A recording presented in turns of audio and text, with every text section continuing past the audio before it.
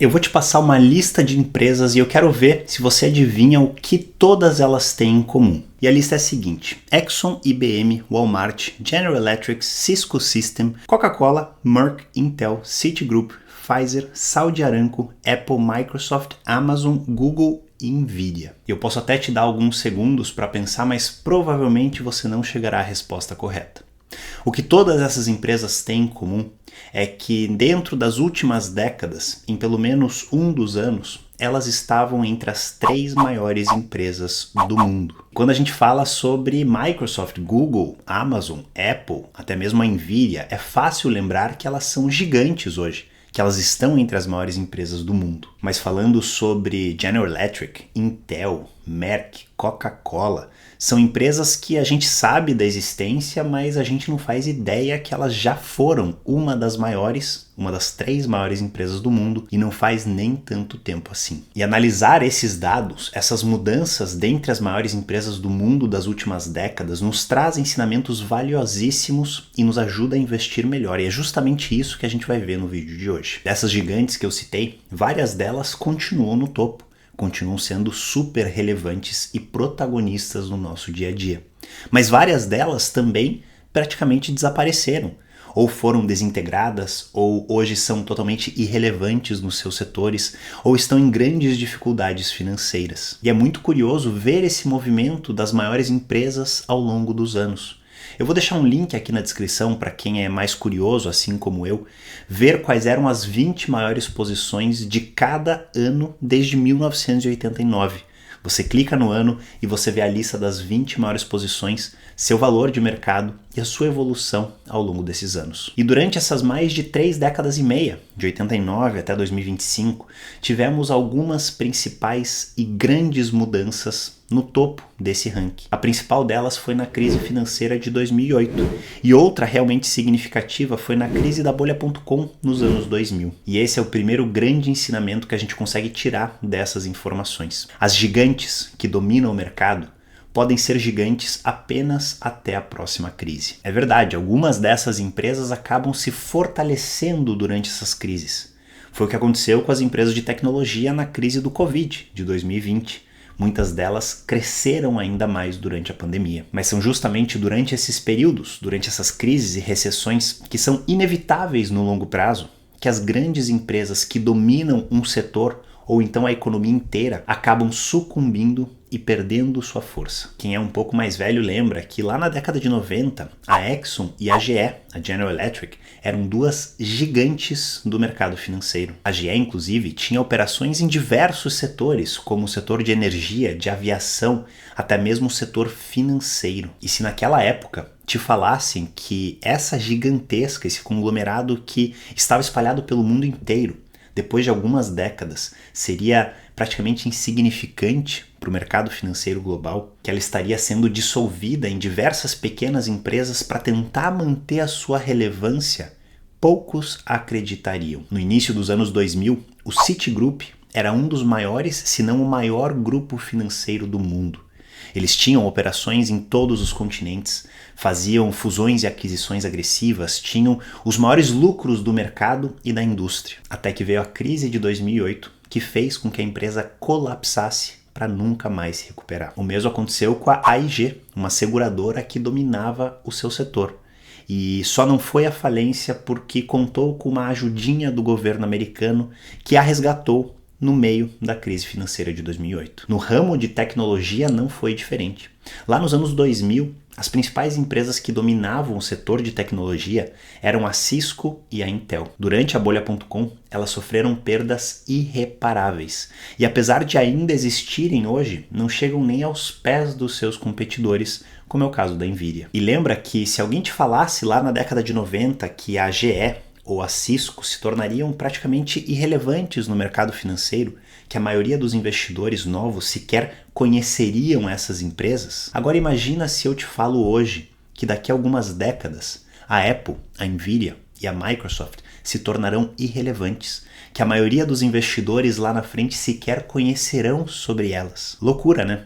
Daniel deve ter batido a cabeça, deve estar pirando o cabeção. E eu confesso que nem mesmo eu acredito numa previsão dessas.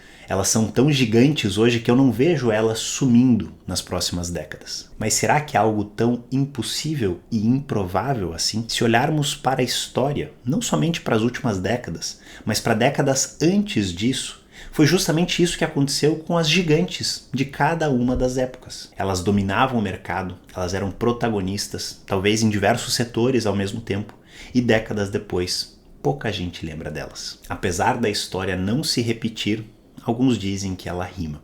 E mesmo que ela rime mal rimado, mesmo que ela rime mais ou menos, a probabilidade das gigantes de hoje não serem as gigantes e dominantes do mercado daqui a algumas décadas é muito, mas muito grande. E eu vou além.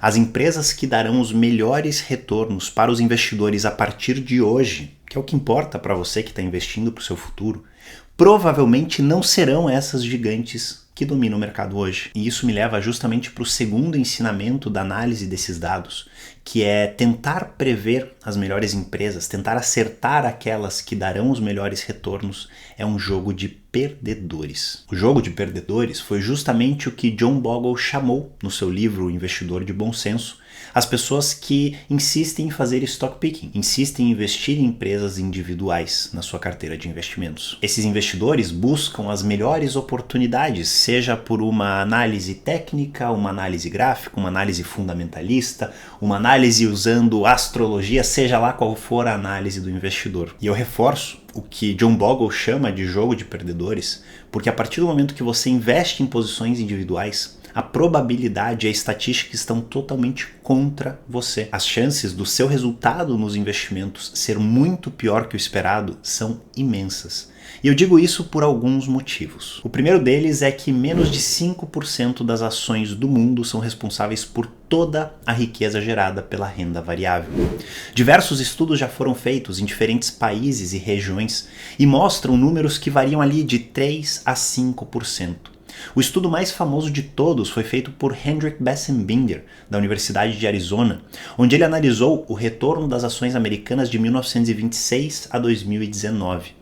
E nesse período foram mais de 26 mil ações negociadas na Bolsa Americana, dezenas de trilhões de dólares de riqueza gerada por essas empresas, mas apenas 1.000 e poucas delas, 4,1% para ser mais exato, foram responsáveis por toda a riqueza. 58% das ações já negociadas na história da Bolsa Americana, que é uma das bolsas com o maior sucesso do mundo, deram prejuízo.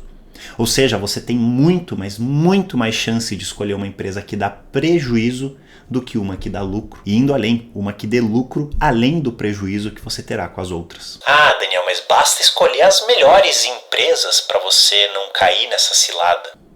Será mesmo? As melhores empresas de hoje só te garantem uma coisa: elas já foram as melhores empresas. E eu não estou falando que as melhores empresas de hoje deixarão com certeza de serem as melhores empresas daqui em diante. O que eu estou falando é que ser a melhor hoje não garante em absolutamente nada bons resultados para você no futuro. É verdade sim que as empresas que foram muito bem no passado recente tendem a continuar indo muito bem num futuro recente, num curto prazo. Isso inclusive é chamado de fator momento.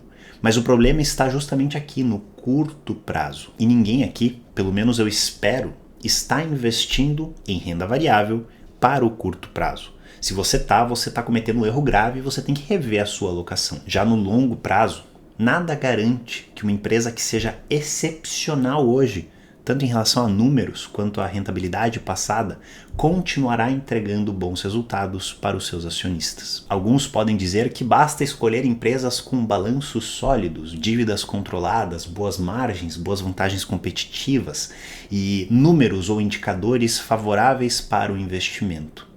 O problema com tudo isso é que você está olhando para trás, você está olhando para o passado. E por melhor que a empresa seja hoje, nada garante que continuará sendo assim. Portanto, nada garante que ela vai continuar entregando bons resultados e principalmente, que é o que importa para você investidor, boas rentabilidades. E isso me leva para um terceiro ponto. E aqui a gente está indo muito mais no detalhe. Uma coisa que poucos investidores refletem sobre. E que se você me acompanhar agora e você entender isso, a tua vida como investidor nunca mais será a mesma. Escuta essa. Mesmo que ela continue sendo uma empresa excepcional, Mesmo que ela continue com seus lucros consistentes, boas margens, dívidas controladas, vantagem competitiva, mesmo que tudo isso que já foi bom continue sendo bom, mesmo assim você não garante boas rentabilidades investindo nessa empresa. E eu te explico o motivo. E o motivo tem uma única palavra que simplifica tudo e explica o porquê dessa talvez anomalia vista por alguns, que é chamado preço. Uma empresa que já foi excelente, é excelente e tem perspectivas para continuar sendo excelente no futuro, naturalmente terá um preço altíssimo. Afinal, todos os investidores do mundo sabem dessa excelência passada, presente e futura e querem ter essa empresa na carteira. Uma alta demanda naturalmente aumenta seus preços. E preços altos são um dos principais indicativos de menores expectativas de retornos futuros para o investidor. Toda essa excepcionalidade da empresa, passada, presente e futura, já está no preço. Como a gente fala no mercado financeiro, já está precificado nos investimentos. E a única forma do seu resultado como investidor, que é o que importa, ser excepcional comprando essas empresas excepcionais, é que elas superem as expectativas, que não são nem um pouco baixas, que o mercado tem para elas. Só assim. Só a empresa que já é ótima, sendo ainda melhor, superando todas as expectativas que estão lá em cima, para ela entregar resultados ainda melhores que a média do mercado. E sabe qual que é a boa notícia? Isso vale para o oposto também. Se a gente olha uma empresa péssima, endividada, com margens ruins, com a expectativa do mercado terrível para o futuro dela, basta ela superar essas expectativas, ela não ser tão ruim quanto o mercado espera que ela seja, ela não se endividar tanto quanto é esperado, ou ela vender um pouquinho a mais do que é esperado, para ela entregar resultados incríveis para o investidor. Então veja que o resultado sensacional de um investidor que opta por ter ações individuais na carteira não depende exclusivamente da qualidade das empresas que ele escolhe. Depende muito mais, eu diria, de como essa empresa supera ou não as expectativas que o mercado tem para ela lá no futuro.